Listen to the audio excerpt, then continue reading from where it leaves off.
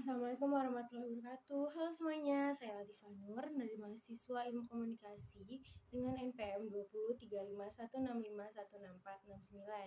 Nah, dalam video kali ini saya akan menjawab pertanyaan yang menjadi soal UAS mata kuliah PR Writing reguler 02 dengan dosen pengampu Ibu Aziza Derivanti, MIKOM, guna memenuhi UAS semester 4. Baik, untuk pertanyaan pertama, jelaskan perbedaan komunikasi eksternal dan komunikasi internal dalam PR dan berikan contohnya.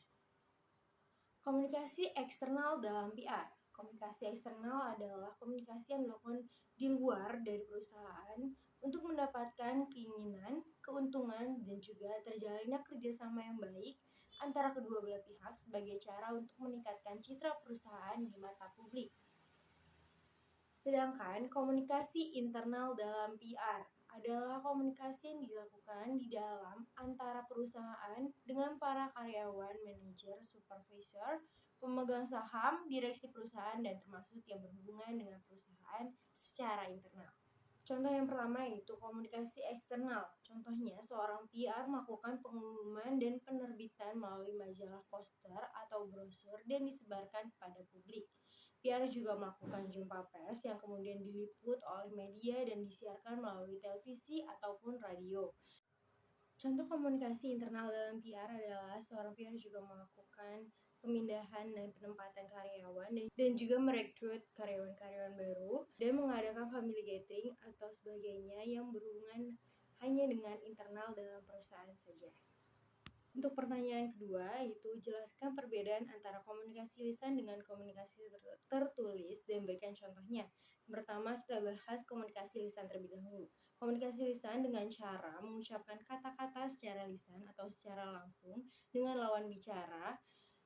Nah, komunikasi ini bisa dilakukan dengan cara berhadapan secara langsung, melalui video call, atau sambungan telepon. Contohnya, seorang PR yang menjelaskan hasil pemegang saham melalui telepon.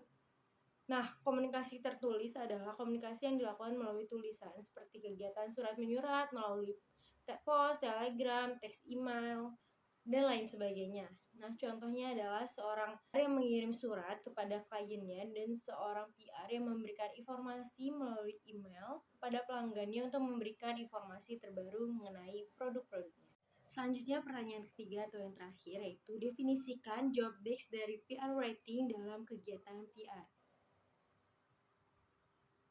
Job desk seorang PR writing sebagai publisitas perusahaan kepada publik dalam membangun image citra yang positif dan juga eksistensinya dalam menjaga hubungan baik dengan publik internal maupun eksternal.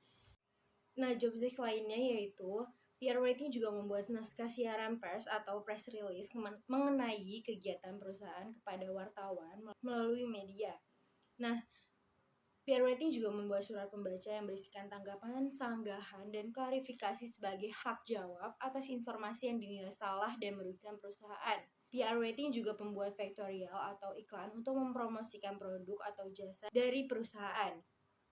Nah, yang terakhir yaitu membuat dan menulis naskah pidato atau in-house magazine dan newsletter, dan juga membuat lembaran promosi untuk disebarkan seperti brosur, flyer, pamflet, leaflet, katalog, dan juga poster yang mengundang media untuk melakukan press conference dan membuat bahan tertulis di siaran pers atau media. Baiklah, cukup sekian yang dapat saya sampaikan dan menjawab pertanyaan soal UAS ini. Terima kasih. Wassalamualaikum warahmatullahi wabarakatuh.